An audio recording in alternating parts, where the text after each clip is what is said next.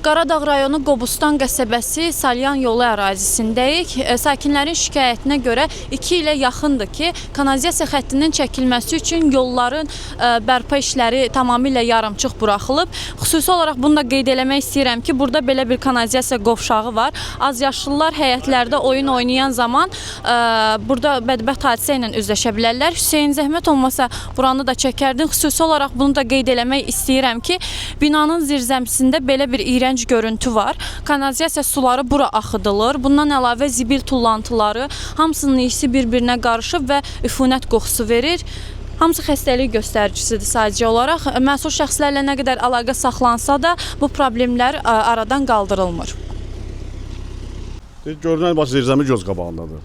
2 metrdən yuxarı olan zirzəmi artıq 1 metrəyə qalıb. Su dolub düz 1 metrə qədər.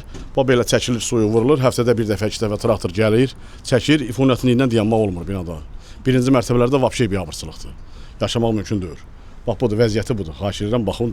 Mən Azad Rızayevin, şəhid Azad Rızayevin qardaşıyam. 20 yanvar şəhididir. Biz neçə dəfələrlə deməyimizə baxmayaraq, bu yaman gündədir buralar. Bərbad vəziyyətdədir, özünüz görürsünüz hal-hazırda. Mən cibimizdən, yəni buranın sakinləri ilə bir yerdə cibimizdən pul qoyub öz şotumuza, öz vəsaitimiz hesabına buraya çəkmişik neçə dəfə. Axırıncı dəfə gəlib o su idarəsi orayı qazıb, 1 ilə yaxındır, o yer yaman gündədir. Gətirdi tökdük ki, onlar yayacaqlar, o da yaymadılar. Bizə söz verdilər ki, atvarı tökün, biz traktorlarımızı yayacaqlar. Eləmədilər, belə də qalıb. Bilmirik dərdimizi kimə deyək. Uşaqlarımız böyüyür, nətər böyüyür, onu da biz bilmirik. Çünki bu gələcəyin əsgərləridir bunlar. Bunları böyütməkdən ötürü bunlara təmiz bir şərait lazımdır, meydança lazımdır ki, bu uşaqlar sabahla burada oynasınlar. Məsələn, böyüdək, uşaqlar yağış yağdı, məktəbə gedə bilmir. Bu uşaq bilmir ki, sapokla geçsin, o da yoxdur. Ayaqqabı tapa bilmir ki, geyindirək, nəsə yola salaq da bu uşaqlar geçsinlər. Bizim üçün ona görə çox çətindir. Yollar nə gündədir, yağış yağır, bütün hər tərəf palçıq olur, məktəbə getmək olmur. Sonra meydançamız yoxdur, ona görə oyun oynayan birik, top vururuq, gedib kanalizasiyaya düşür. Kanalizasiya sonra dolandan sonra daşır, iyi hər tərəfi bürüyür, xəstələnirik.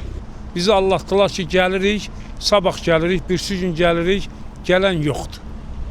Qəsəbə nümayəndəliyinə də demişik, bələdiyyə demişik, hə düzələcək, il yarımda belə olur. Hər gün zülüm çəkirəm, girib çıxmaq olmur. Yəni, bunun da peredokuna yaxın durmaq olmur.